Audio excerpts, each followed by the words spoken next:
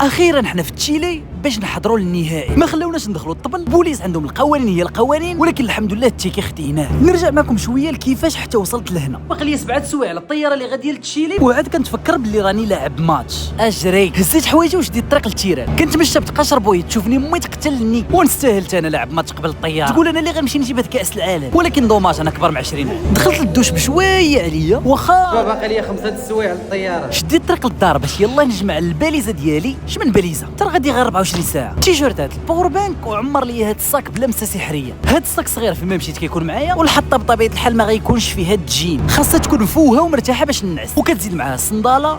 يا سلام، بقات غير الماكله لواحد المشيش سميتو سيمبا. تكسل عليا. الباسبور ما خصنيش ننساه، وهاد الورقه اللي هي بلاصه الفيزا. من رباط الكازا وصلت للمطار، قلبت على الفول ديالي، خديت التيكي وقلت هنا فين وريتكم لومبيونس والدنيا اللي كانت عامره بالمشجعين. علاش دخل هذه شي صافي يدخلات. طلعنا في الطياره ديالنا لتشيلي، 12 ساعه ديال الطريق. نعست منها تسعود وفقت باش ندير سير